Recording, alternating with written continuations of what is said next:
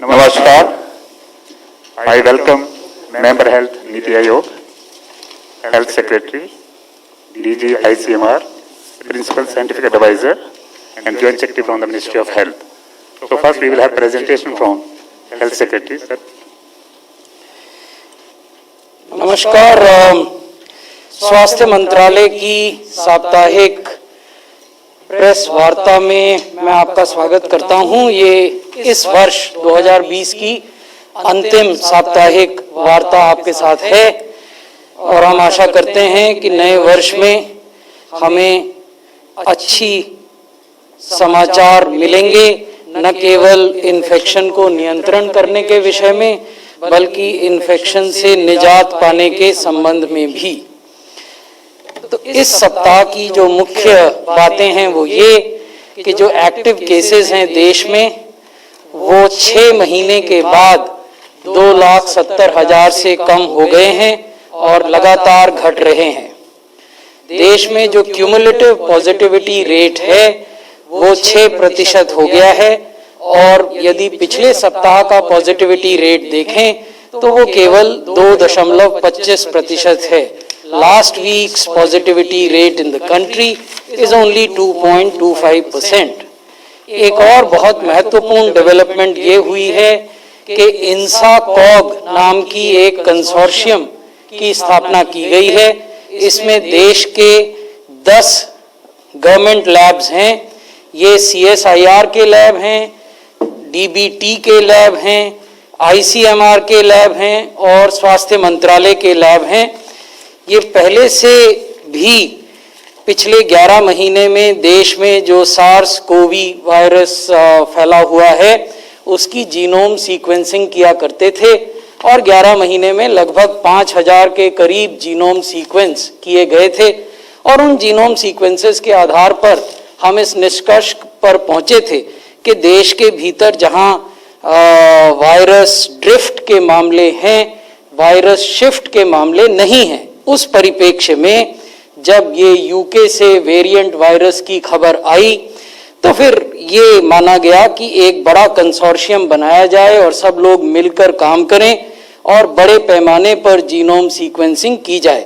तो ये बड़ी एक डेवलपमेंट है जिसके बारे में जो अन्य आज विशेषज्ञ मौजूद हैं वो आपसे बात करेंगे।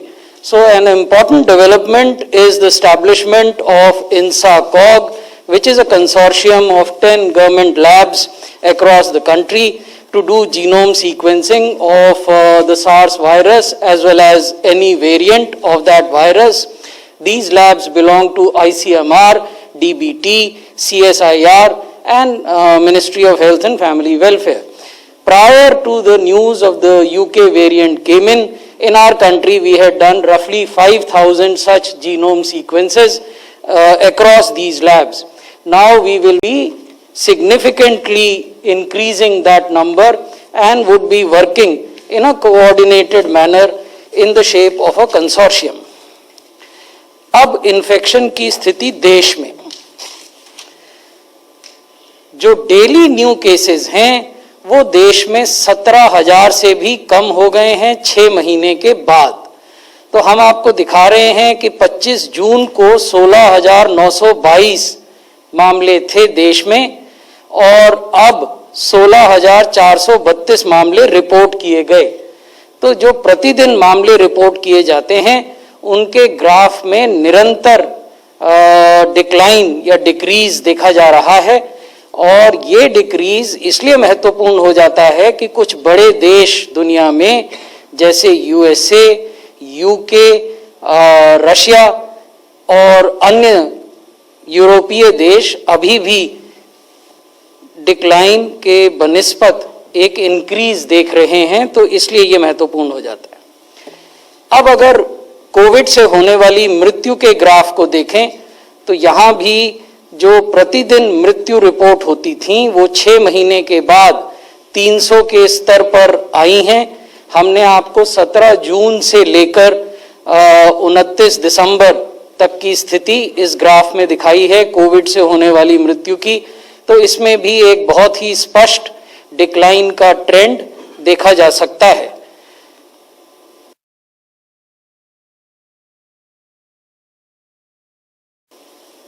अगर हम आयु और जेंडर के आधार पर, लिंग के आधार पर और आयु के आधार पर अभी तक जो देश में कोविड के मामले हुए उनका विश्लेषण करें, case analysis on the basis of age and gender, तो हम ये पाएंगे कि 63% मामले कोविड के मेल लोगों में हुए, पुरुषों में हुए, और 37% मामले फीमेल या स्त्रियों में हुए।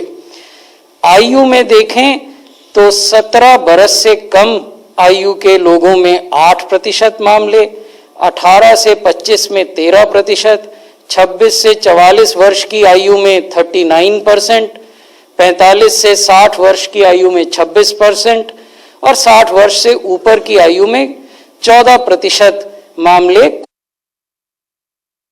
कोविड के देश में अभी तक हुए हैं। अगर हम 18 से 25 और 26 से 44 इस एज ग्रुप को एक साथ देखें, क्योंकि ये वो यंग एज ग्रुप है जो मोबाइल है, जो काम के सिलसिले में घरों से बाहर निकलता है प्रतिदिन, तो 52% मामले 18 से 44 वर्ष के लोगों में हुए। लेकिन मृत्यु की स्थिति इससे कुछ भिन्न है। अब हम आपको वो विश्लेषण दिखाना चाहेंगे। अगर हम लिंग के आधार पर, जेंडर के आधार पर मोर्टेलिटी एनालिसिस के आंकड़ों को देखें तो पुरुषों में 70 कुल मृत्यु जो कोविड से हुई उसकी 70% पुरुषों में और 30% महिलाओं में। यहाँ जो 17 वर्ष से कम के लोग हैं उनमें 1%, 18 से 25 वर्ष में 1%, 26 से 44 में 10%, 45 से 60 में 33% और 60 से अधिक में 55%। यहाँ महत्वपूर्ण बात यह है कि जहाँ ये जो 18 से 44 वर्ष का जो ग्रुप है 52% केस वहाँ हुए जैसा मैंने आपको बताया, लेकिन मृत्यु वहाँ केवल 11% हुई। यानी इन लोगों की क्षमता बीमारी से लड़ने की और रिकवर करने की भिन्न स्तर पर है। और जो ज़्यादा आयु के लोग हैं, क्योंकि वो कोमॉर्बिड भी हैं और अन्य समस्याओं से भी ग्रस्त हैं, इसलिए उनकी बीमारी से लड़ने की क्षमता अलग स्तर पर है। इसलिए ये आवश्यक हो जाता है, जो हम लगातार कहते रहे हैं राज्यों को भी, संघ शासित क्षेत्रों को भी, आपके माध्यम से सामान्य जनता को भी, कि जो हमारे सीनियर सिटीजन्स हैं, बड़ी उम्र के लोग हैं, उनको ज़्यादा सुरक्षित रखने की आवश्यकता है। विश्व की तुलना में हम कहाँ हैं? अगर हम केसेस पर मिलियन पॉपुलेशन देखें तो अभी भी हम विश्व में सबसे कम केस पर मिलियन वाले देशों में से हैं। हमारे यहाँ 7,408 केसेस प्रति मिलियन पॉपुलेशन है। रशिया में ये 21,000 से ज़्यादा हैं। यूनाइटेड किंगडम में 33,000 हैं। इटली में भी 33,000 से ज़्यादा हैं। ब्राज़ील में 35,000 हैं। फ्रांस में 38,500 से ज़्यादा हैं और यूएसए में 56,000 से भी ज़्यादा हैं। तो केस पर मिलियन की स्थिति ये है। अब डेथ पर मिलियन अगर आप देखें तो भारत में ये 107 डेथ प्रति मिलियन है, रशिया में 378, ब्राज़ील में 897, फ्रांस में 955, यूएसए में 994, यूके में 1042 और इटली में 1100 से अधिक। अगर एक्टिव केसेस को देखें, यानी वो केस जो या तो अस्पतालों में हैं या अपने घरों में आइसोलेशन में हैं लेकिन मेडिकल केयर या मेडिकल मॉनिटरिंग के अधीन हैं, उनको हम एक्टिव केस मानते हैं। तो भारत में एक्टिव केसेस प्रति मिलियन हैं 194, तुर्की में ये 1241 हैं, ब्राज़ील में 3,400 हैं, रशिया में 3,700, जर्मनी में 4,500, इटली में 9,500 और यूएसए में 23,300 से अधिक। पिछले 7 दिन में विश्व में क्या हुआ और भारत में क्या हुआ? भारत में जो नए केसेस प्रति मिलियन पिछले 7 दिनों में देखें, in the last 1 week, India has 110 cases, new cases per million population. Brazil has 1,100, France has 1,300, Russia 1,300, Italy 1,500, UK 3,600. UK is a new entrant in the first 3. Incidentally, In the last 24 hours, they reported 40,000 new cases, which is a cause for serious concern for other countries also. USA has 3,964.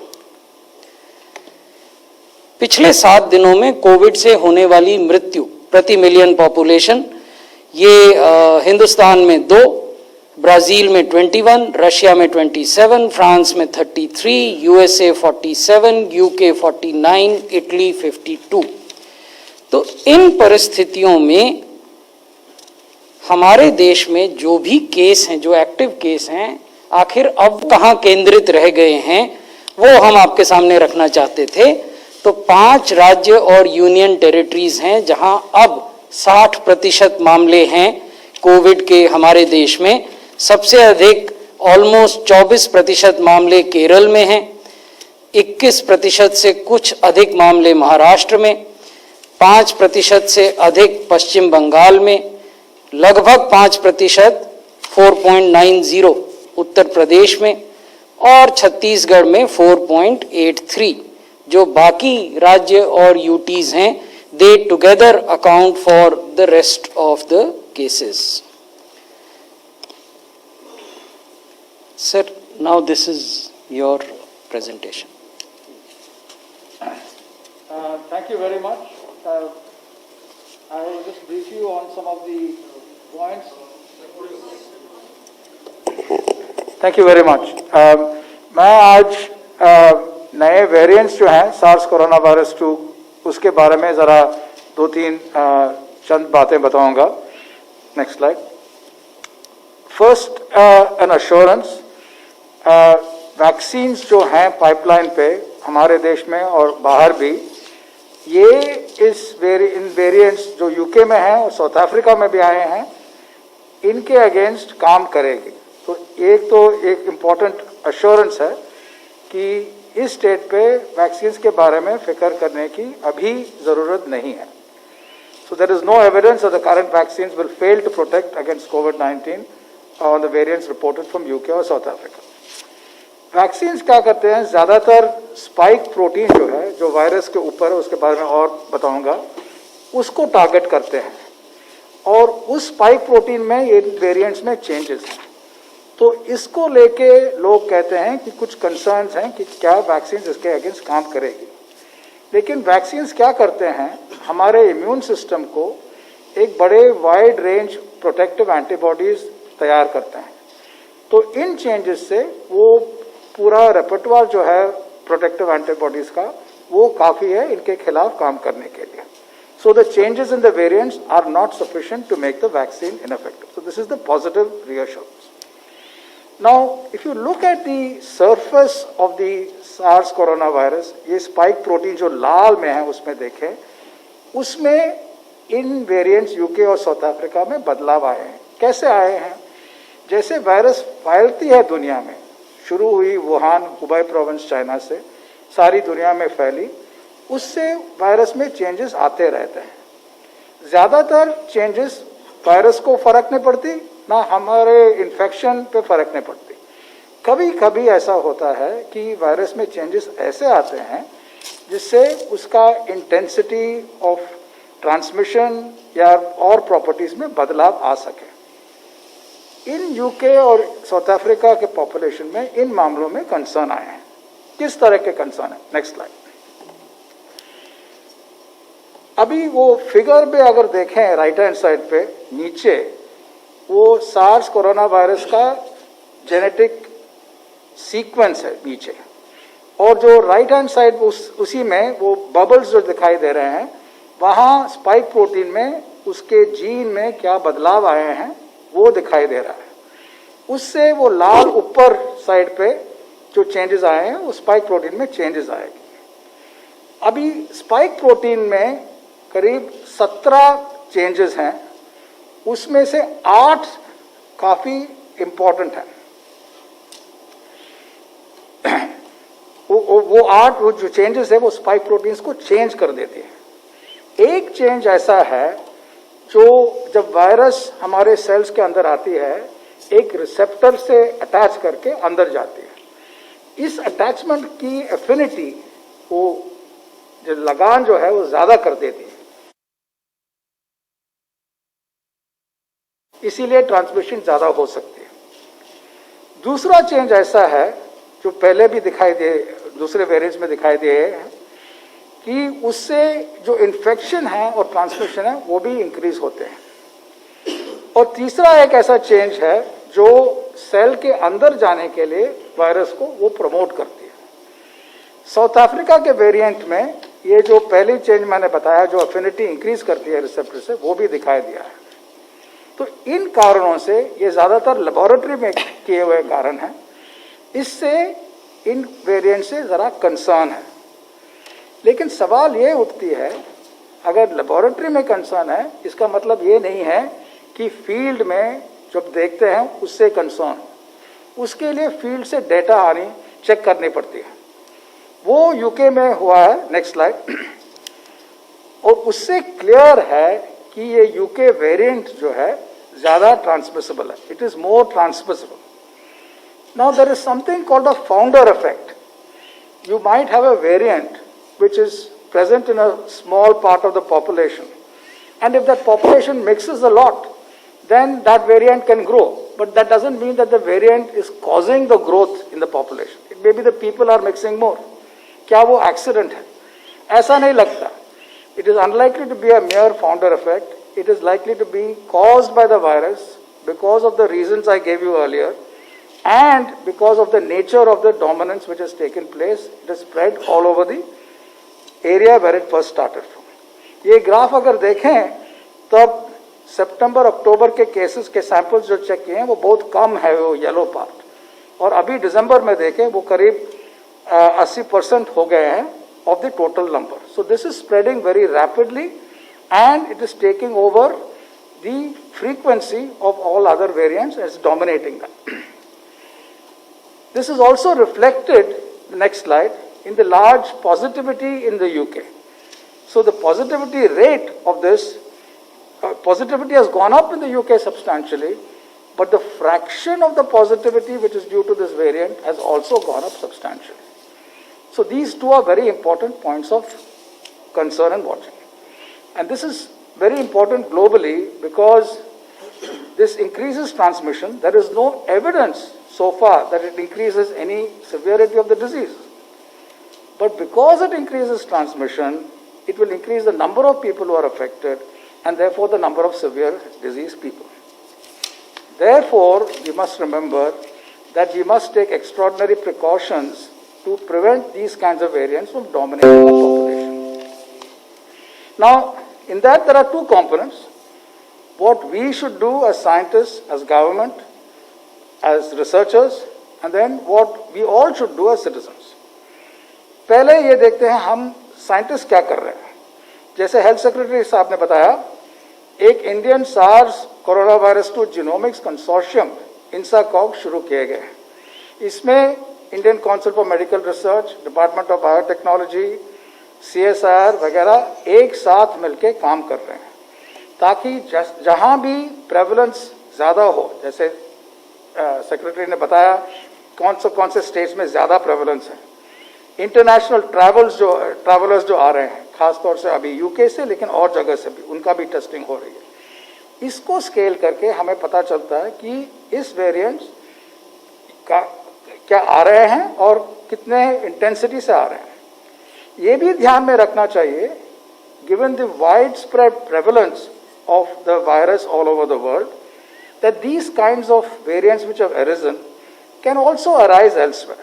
So we are also not only sequencing our population who have been tested positive by choosing representative samples, but we will also test them, these samples in the laboratory to see whether infectivity is increased and do field studies to see whether transmission of any specific variants are increased. So this will protect us substantially, and this is very important from the scientific perspective of what we're doing. So testing and sequencing of samples across the country from international travelers and from those who are being hospitalized. Now, as the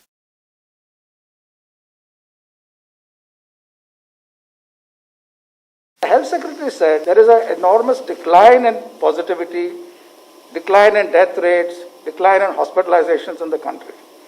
This is also the festive season. This is also the end of a long year. None of these should make us complicit. A vaccine is going to be available soon. That will be the exit visa from this for sure. But that has to be rolled out steadily. It has to go to priority groups and has to reach the country. All of that will take time. We have to be patient. Meanwhile, we must ensure that we don't become lax, reduce transmission through physical distancing, follow all public health measures scrupulously, wear masks, follow hand washing, COVID-appropriate behavior, infection control. As far as testing goes, make sure that you avail of all the test facilities. We will amplify testing substantially. We'll track and isolate and help health workers identify patients and deliver treatments. Cooperate also in the rollout of the vaccines. This is the cold season in North India, but all over the country, this is also a time where we should help each other and make sure that those who are in difficult situations because of the weather or for other reasons are not exposed and their health is looked after. So that's also a very important social purpose which we must do. So I'd like to thank you for this, and if there are any further points, over to the I head secretary. request Member Niti Ayog, sir, please. Dr. Bhargav? Dr. Bhargav, would you like to add? Okay. As has been said that genetic mutations occur in these respiratory viruses, and the Health Secretary has said that these minor drifts may occur from time to time. But once several drifts occur, then they can become important, as has happened in the variant in the United Kingdom, which has higher transmissibility of about 60% or so. So that is a point of concern, although we are testing in India for those variants regularly. Now, the question arises, why should these variations occur? Now, these variations occur because of the immune pressure on the virus. Now, these immune pressure on the virus may be related to the environment, may be related to the host, may be related to your treatment, may be related to other modalities which cause this immune pressure on the virus. So it is important for our perspective also, from the scientific community perspective also, that we do not put too much immune pressure on the virus. Why we have to maintain the judicious use of therapies which are going to benefit. If their benefit is not established, we should not use those therapies. Otherwise, they will put a tremendous immune pressure on the virus, and the virus will tend to mutate more. So therapies that are well established should be used, and which are not well established, their use has to be, their very judicious use has to happen. So that is an important point to prevent and the point regarding the effectiveness of the vaccine has already been emphasized, and that remains, although much of the vaccines that are the front runners are targeting the S protein and also targeting the mRNA in there, but we find that they will continue to be effective. That is much of the data that is available, and we feel that we will be looking, and we have to be very careful to look for any immunity breakthrough that may happen by vaccination. So that is another important point. Immune pressure because of non-judicious use of therapies which are not established, number one. And number two is immunity breakthrough that may happen by the use of the vaccine. So we have to be careful and monitor that very critically. Thank you. Thank you. 2020 की कोविड-19 के परिप्रेक्ष्य में ये हमारी press briefing, last press briefing है as per schedule. So, as my very esteemed colleagues have highlighted, there are two strands of our thought processes, of our concerns. One is that we are consistently showing a decline in the number of cases, new cases, active cases, and declining number of deaths, very reassuring. And particularly it stands out because at this very period, during this very period, several nations are facing a devastating situation. 40,000 cases in a country of 6 crore people. It's amazing. So it's a very sobering moment for all of us. We are fortunate, but this is the result of the hard work and the participation of people of India. सबने करके दिखाया और देश ने सब तरफ से अब चारों ओर से दिखाई दे रहा है कि सब स्टेट में सिचुएशन बिल्कुल सेटल होती जा रही है.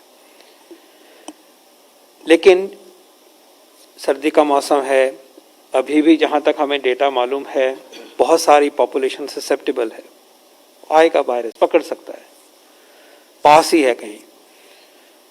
और उसके साथ साथ ये जो यूके का एक नया म्यूटेशन आया है जो कि कंटेजियसनेस दिखाता है क्लासिकल वायरस से ज़्यादा, एक कंसर्न हमारे सामने पेश करता है. इन अ वे इट वाज एक्सपेक्टेड कि ऐसी म्यूटेशन हो सकती है, छोटी छोटी होती ही रहती हैं, लेकिन जब आया है तो क्लियरली एक डिस्टेबलाइज करता है हमारी तैयारी को, हमारे सिस्टम को, दुनिया में भी, अपने देश में भी.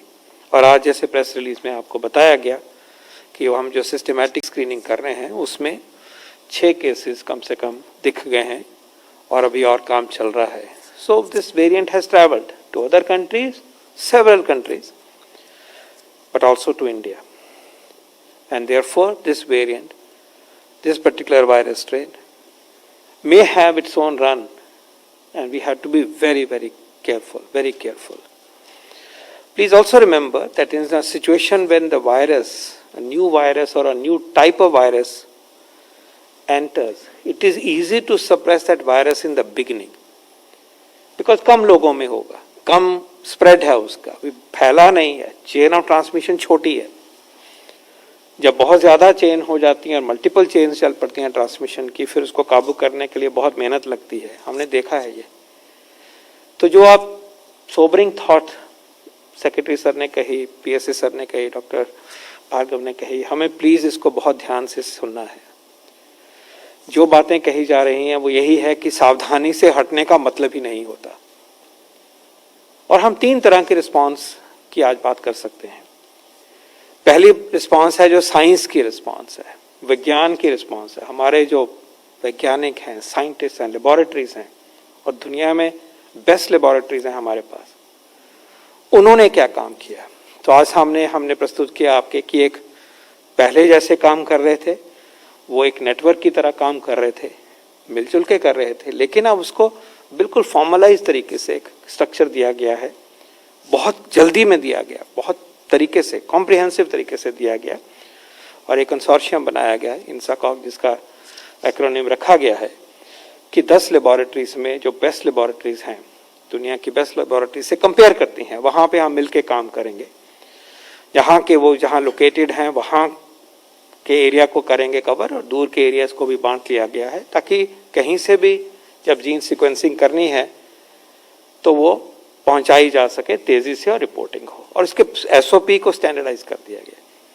और ये कहा गया है कि जो ट्रैवलर्स आए हैं, अभी वाले, पुराने वाले, वो तो करेंगे ही कहीं, पर डॉक्टर विजय राघवन सर ने कहा अभी कि जो आगे भी जो भी पॉजिटिव आएंगे, शुरुआत में हम कम से कम 5%, 1 out of 20 of those specimens will be tested for UK variant. तो ये सैम्पलिंग से नजर रहेगी. और एक्चुअली मुझे कहना चाहिए कि सिर्फ यूके वेरिएंट ही नहीं, कोई और भी वेरिएंट जो दिखाई दे, क्योंकि ये भी कोई रूल आउट नहीं करता कि ऐसी कोई नई म्यूटेशन जो ज़्यादा नुकसानदायक हो और या भले वाली भी हो, कहीं भी हो सकती है, हमारे देश में भी हो सकती है. तो जैसे पहले हम वॉच कर रहे थे कि ये म्यूटेशंस हैं, ड्रिफ्ट हो रहा है, बदल रहा है स्वभाव इसका, उसको देख रहे थे, अब उसमें तेज़ गति लाई गई है with a special focus on the UK 1 variant. तो एक साइंस की रिस्पॉन्स है. इसके अलावा ICMR ने फैसला किया है कि जिन पेशेंट्स में ये देखा जाएगा उसमें डिजीज़ की फॉर्म में कोई कमी है, कम सीरियस है, ज़्यादा सीरियस है, ये एस्पेक्ट देखा जाएगा. अभी तक हमें जहाँ तक लगता है कि सीरियसनेस अफेक्ट नहीं होती, सिर्फ फैलती है तेज़ी से. लेकिन ये भी लीजिए कि बहुत कुछ फैल गया तो आईसीयू भरेंगे तो नुकसान होगा, तो उसमें कोई अच्छी बात ये नहीं है कि हम सो सकते हैं, आराम कर सकते हैं। तो हम अपने तरीके से भी इसके क्लिनिकल कोरिलेट्स को देखेंगे। हम अपने लेबोरेटरीज में बियॉन्ड जीन सीक्वेंसिंग भी, उसके स्वभाव को जानने के लिए, उसकी इम्यूनोलॉजी को समझने के लिए जो और भी साइंटिफिक स्टेप्स होंगे वो बहुत ही कॉम्प्रिहेंसिव तरीके से किए जाएंगे, और हमारे पास कैपेसिटी है इसको करने की। बहुत सारे देशों में ये कैपेसिटी दूर दूर तक नहीं होती, तो हमें गर्व है कि हमारी laboratories have risen to the occasion and are responding in a very effective manner. The second part of the response is the public health response by the government, by the administration. उसमें कोई कोताही की कोई गुंजाइश नहीं है। हमारी testing उसी लेवल पे चलेगी, उसकी रिपोर्टिंग, ट्रैकिंग, ट्रेसिंग, ये सब उसी तेज गति से, टेस्ट ट्रेस ट्रैक की जो हमारी पद्धति रही है उसमें कोई भी ढिलाई नहीं होगी। जहां क्लस्टर होगा अब भी वहां कंटेनमेंट जोन बनेंगे, वहां हाउस टू हाउस सर्च होगी, जो भी पॉजिटिव केस होगा वो आइसोलेट होगा, उसके जो कॉन्टैक्ट्स होंगे वो क्वारंटाइन होंगे, अलग होंगे। तो चेन्स ऑफ ट्रांसमिशन को हमने दबाना है, और आज कम नंबर है, हम ज़्यादा अच्छी तरह से दबा सकते हैं, इसमें कोई भी कमी की कोई गुंजाइश नहीं है, और ये इंस्ट्रक्शंस सब जगह पहुंचाई गई हैं, इसको हमें याद करना है। तीसरी रिस्पांस है जो हम सब की रिस्पांस है, पब्लिक की response, science response, public health response by the health system and the pandemic control system, and thirdly response by the people, public response। उसमें भी बहुत ज़रूरत है कि हम अपने जो कोविड अप्रोप्रिएट बिहेवियर हैं, जो हमारे स्वभाव हैं, जिनकी वजह से इतना फ़र्क पड़ा है, मास्क पहनने की बात है, हाथ धोने की बात है, दूरी बनाए रखने की बात है, और जैसे हम अभी तक बातचीत करते रहते हैं हर बार कि अपने एल्डरली को बचाना है, हमने अभी देखा कि मोर्टेलिटी जो है वो बुजुर्गों में ज़्यादा होती है, उनको बचाना है। आयुष के प्रोडक्ट्स इम्यूनिटी देते हैं, उनको अपनाना है, आरोग्य सेतु को अपनाना है। अगर आप में सिम्टम हैं तो आपने टेस्ट कराना है, ये यूके का वेरिएंट भी हो सकता है, बच के रहिए। और अगर आप कांटेक्ट हैं किसी पॉजिटिव केस के तो आपने घर बैठना है जब तक ये साफ नहीं हो जाता कि आप सेफ हो। तो ये जो हमारे जो जिम्मेवारी है, इसमें किसी भी तरह की कमी का कोई भी गुंजाइश नहीं है। और अंत में ये कहना चाहूँगा कि ये खास इसलिए भी है कि इस मौसम की वजह से और न्यू ईयर आने की वजह से और भी इम्पॉर्टेंट हो जाता है, और यूके के वेरिएंट ने जो वरी पैदा करी है अगले कुछ दिनों के लिए और भी बहुत बहुत ज़रूरी हो जाता है। इसीलिए होम मिनिस्ट्री ने जो अभी इंस्ट्रक्शंस इशू करी हैं अनलॉक की आगे के लिए, सब कुछ चीज़ों को दोहराया गया है और याद दिलाया गया है सारे प्रदेशों को और यूनियन टेरिटरीज को, और उसमें क्लियरली कहा गया है कि अगर पैंडेमिक को रोकने के लिए और इस खास सिचुएशन में न्यू ईयर ईव की वजह से, फेस्टिविटीज़ की वजह से अगर वो ज़रूरत समझें तो रिस्ट्रिक्शंस को बढ़ा सकते हैं और नाइट कर्फ्यू जैसा फैसला ले सकते हैं। हमें याद रखना चाहिए कि ज़रूरी है कि भीड़ ना हो, पार्टियां ज़्यादा नहीं हो, घर में ही हो जो हो। वायरस फैलता ही पार्टियों में है, खासकर से सुपर स्प्रेडिंग इवेंट्स हो जाएंगे। ये सुपर स्प्रेडिंग वायरस का म्यूटेशन घूम रहा है देश में कहीं ना कहीं, तो इसमें एक अलग तरीके से हम अपने आप को सबको याद दिला रहे हैं। और एडमिनिस्ट्रेटिवली होम मिनिस्ट्री ने यह कन्वे किया है कि प्रदेशों की सरकार, यूनियन टेरिटरीज की सरकारें इसके बारे में सजग रहें कि इसके लिए ये स्टेप अगर ज़रूरी हो, शहरों में खासकर नाइट कर्फ्यू का प्रावधान उनके ऊपर छोड़ा गया है और उन लोकल सिचुएशन के हिसाब से वो इसका फैसला ले रहे हैं। अंत में आज हम व्हेन वी लुक बैक, हाँ एक मुसीबत आई, लेकिन जैसे ओवरऑल पिक्चर दिख रही है हम सबको, हमारे देश ने काफ़ी हद तक इस महामारी से जैसे जूझा है वो अपने आप में एक उदाहरण है, सेटिस्फैक्शन है। नुकसान हुआ है, डेथ्स हुई हैं 1.5 लाख के करीब, जस्ट बिलो 1.5 लाख केसेस भी हुए हैं, लेकिन हम बहुत अच्छे रहे हैं बाकियों से। और हमारे देश में अब जो उम्मीद देता है हमारा साइंस, हमारा टेक्नोलॉजी, हमारा इंडस्ट्री, उसने जो डायग्नोस्टिक किट्स बनाए, रिस्पॉन्ड किया, पीपीई किट्स बनाए, वेंटिलेटर्स बनाए, हमें प्रोटोकॉल्स दिए, दवाइयों को प्रस्तुत किया, वो देखते देखते अब उस पॉइंट पे हैं कि हम वैक्सीन, कुछ ही दिनों में हम वैक्सीन की भी उम्मीद कर सकते हैं। तो एक पॉजिटिव भावना से आगे बढ़ते हैं, ऑप्टिमिज्म से आगे बढ़ते हैं, और हमें उम्मीद है कि आगे वाले दिन आज के दिन की बजाय और भी अच्छे होंगे। धन्यवाद। धन्यवाद sir. First online question. There are more than one variant of COVID-19 strain in UK. Can you confirm if the mutant strain of COVID-19 detected from these 6 people is the most popular one called B117?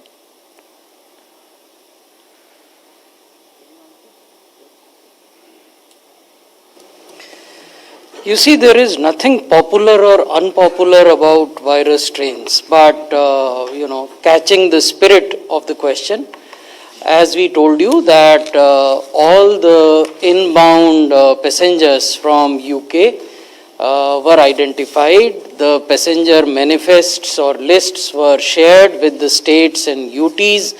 They were advised to take samples. Most of them who came from 21st of November to the midnight of, from 21st of December to the midnight of 23rd of December were subjected to a RT-PCR test at the airport itself. And those who came 28 days prior, there are people who ask the question, why 28 days? Because the incubation period of the virus is 14 days. So to be on the safer side, we took twice that number. So 28 days, that brings us to 25th of November to 23rd of December, midnight. So roughly 30,000 odd people, we have shared this information with you, have been identified, lists shared with the states, samples taken. Positive samples have been then sent to this consortium for genome sequencing, and 6 people so far have been found to possess the UK variant virus. So that answers the question which has been asked, but this is an ongoing process. Ongoing because of 2 reasons. One, that all positive UK returnees will be subject to RT-PCR test, and then positive samples will be subject to genome sequencing. And second reason, as has been pointed out by Principal Scientific Advisor and Member Niti, that even others who are positive in the general population of the country, 5% of that would also be subjected to genome sequencing. So that should answer any potential question about passengers transiting into India from countries like Belgium, Italy, France, Germany, so on and so forth. 116. Ritu Parna from CNBC. The top 4 of the health bureaucrats, DG ICMR, Principal Scientific Advisor, Member Health and Secretary Health, all of them have talked about the concerns regarding the spike in positivity in UK. So my question to you is then there a case for extending the travel restriction of inbound UK passengers, and for how long? Can I make a preliminary response, and then if you would want to supplement? You see, the Union Ministry of Health and Family Welfare as well as the Union Ministry of Civil Aviation are guided on these matters by men of science, and all the eminent men of science are here present on the dais. You would also appreciate that this is not the appropriate forum to share whether we would be, extending the ban or curtailing it. However, as was done last time, there are institutional mechanisms like the National Task Force on COVID-19, which is jointly chaired by DG ICMR and Member Niti, and there is also a task force, scientific task force on COVID vaccine and R&D, that is chaired by the Principal Scientific Advisor. So we assume that they would be meeting shortly, and based on their inputs, the government will take a decision. 21.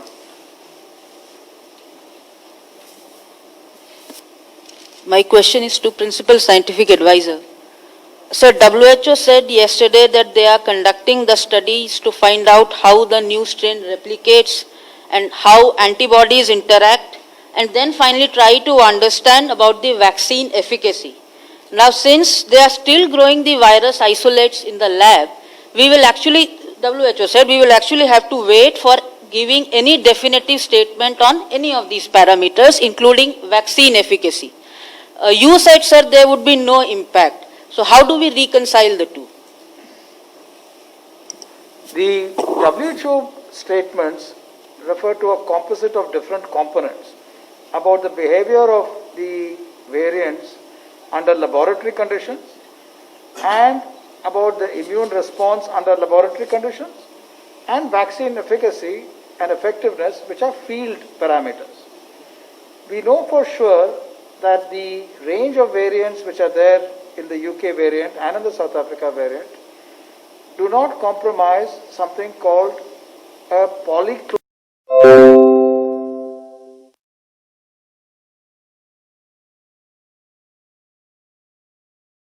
Believe that the vaccines will not work. What the WHO test तो उसके दुष्प्रभाव के लिए जिम्मेदार कौन होगा? Company जिम्मेदार होगी या फिर सरकार जिम्मेदार होगी? और जो पूर्व में वैक्सीन चली आ रही है उस पर क्या व्यवस्था है? क्योंकि देश में कोई कानून नहीं है कंपनसेटरी इशू को लेकर के, रेगुलेटरी तो है लेकिन कंपनसेटरी को लेकर के नहीं है। सेक्रेटरी, आप इसके बारे में बात करना चाहेंगे? दुष्प्रभाव का निर्णय लेने के लिए ये आवश्यक होता है कि कॉजैलिटी को स्टैब्लिश किया जाए, यानी हमारे पास इस तरह के तथ्य या एविडेंस हों जो हमें इस निष्कर्ष पर ले जाएं कि वैक्सीन देने और एडवर्स इवेंट होने के बीच सीधा संबंध था। ये सीधा संबंध कैसे स्थापित किया जाता है, इसके लिए देश में प्रारंभ से ही व्यवस्था रही है और ये व्यवस्था यूनिवर्सल इम्यूनाइजेशन प्रोग्राम में स्थापित हुई थी। तो कॉजैलिटी स्टैब्लिश करने की व्यवस्था स्पष्ट है। जैसा कि आपने कहा, रेगुलेटरी एनवायरनमेंट में जब किसी भी वैक्सीन का phase 1, phase 2, phase 3 clinical trial होता है, उसमें कंपनसेशन देने की जिम्मेवारी किसकी है और किसकी नहीं, इस पर भी स्पष्ट कानून है। Last question 15। सर, वैक्सीन कुछ ही दिनों में आने वाला है, तो बताया जा रहा है कि 50 साल से ज़्यादा उम्र के लोग इसमें शामिल होंगे, तो कैसे ये डिसाइड होगा कि जो उनको कोमॉर्बिडिटी है, कैसे वो डिसाइड करेंगे? क्या उनको सर्टिफिकेट देना पड़ेगा? उनको कई सारी बीमारियां हैं, और कब से रजिस्टर कर पाएंगे और कहाँ कर पाएंगे? अगर किसी व्यक्ति को वो कोमॉर्बिडिटी है, डिजीज़ है, क्रॉनिक डिजीज़ है, सीरियस डिजीज़ है, जिसकी वजह से कोविड-19 बीमारी होने के ऊपर मोर्टेलिटी का रिस्क बढ़ जाता है, इसको एक क्राइटेरिया बनाया गया है। और दूसरा जो उम्र वाला क्राइटेरिया है जिसमें कि सभी शामिल हैं, कोमॉर्बिडिटी और नो कोमॉर्बिडिटी, उससे अलग करके इसको एक्सप्रेस किया गया है as a priority. That is the background. Now the issue is how do we ascertain, very right point. It is to be done systematically, and on this committee has been constituted, which is actively working, which has something like 12 experts or maybe more, belonging to various specialties including cancer, kidney, lung, heart, etc. And we are expecting their report very soon, in the next few days. They will also explain how the ascertainment has to be done. What is the basis of giving that particular, shall we say, certificate, that look, you are in the group where a priority vaccination would be assigned to you. Remember, they are also been asked that keep in mind the severity of disease. A mild hypertension, which is prevalent in 30% individuals, adults, may or may not be the case for this entitlement, but a severe hypertension would be. So this is a technical area. This is in the domain of clinical sciences and epidemiological sciences, and this is the kind of group that is working on it, and we will come forth with their recommendations and the view of the NAGVAC after the report is made available. But this will be available well in time, and we are on track for this. Thank you. Thank you very much, sir. Thank you, friends.